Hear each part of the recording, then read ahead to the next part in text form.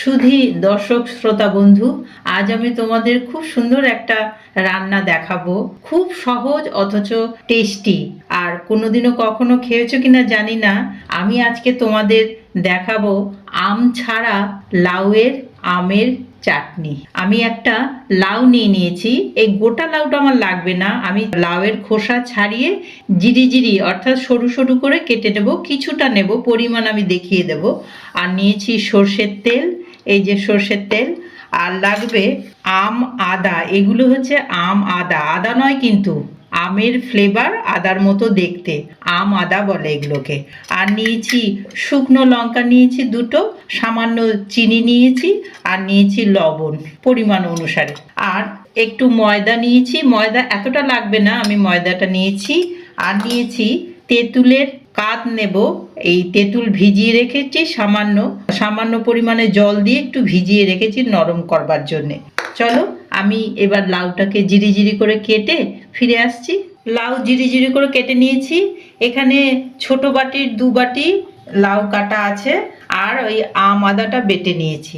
গ্যাসে কড়াই বসিয়ে দিয়েছি। আর আমি সামান্য সর্ষের তেল দিয়ে নিচ্ছি। এই 1 চামচ মতন সর্ষের তেল দিলাম। আর 2টো শুকনো লঙ্কা ফোড়ন দিচ্ছি।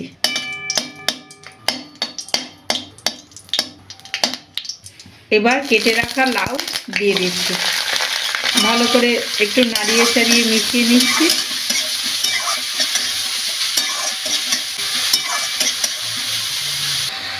সামান্য লবণ দিয়ে দেব। লবণটা একটু বুঝে দিতে হবে। সামান্য লবণ দিয়ে একটু নাড়াচাড়া করে ঢাকা দিয়ে দেব। জল দেব না, এতে লবণ দেওয়াতেই জল বেরোবে। আর হলুদও দেব না, ঢাকা দিয়ে দেব। ফিরে এলাম 2-3 মিনিট পর। ঢাকাটা খুলে একটু নাড়িয়ে নিচ্ছি। তারপর এই যে তেঁতুল গুলে রেখেছিলাম, এটা এবার ছেঁকে এর ভেতরে দিয়ে দেব। ছেঁকে না দিলে এই দানাগুলো অত ভালো লাগবে না। আর সামান্য একটু জল দিয়ে গুলে নেব।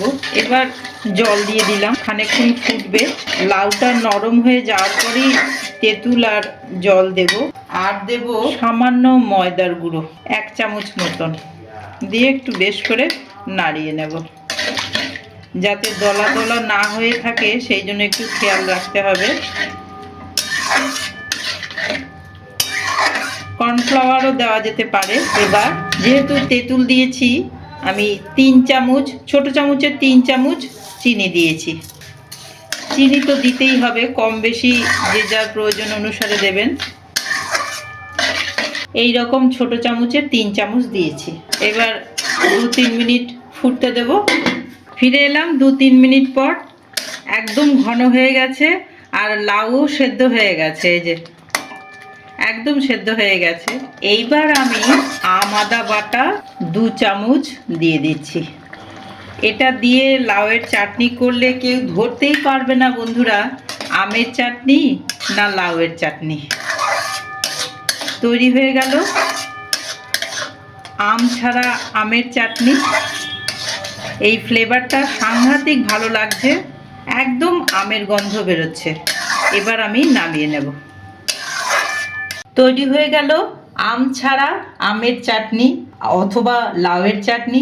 বন্ধুরা এইভাবে করে খেয়ে দেখবেন, আমি কথা দিলাম কেউ বুঝতে পারবে না। বাড়িতে যদি গেস্ট আসে তাদের করে খাওয়াবেন, আমের চাটনি বলে দেবেন, অথচ তারা বুঝতে পারবে না লাউয়ের চাটনি খেলো না আমের চাটনি খেলো। এইভাবে গোটা ভিডিওটা আমার সাথে থেকে দেখলেন বলে আপনাদের সকলকে অশেষ ধন্যবাদ জানাই।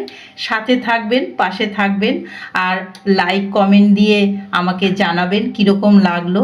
আর নতুন বন্ধু যারা সাবস্ক্রাইব করেননি তারা সাবস্ক্রাইব করে পাশে থাকবেন। আর আজকের মতন আসি তাহলে, টাটা।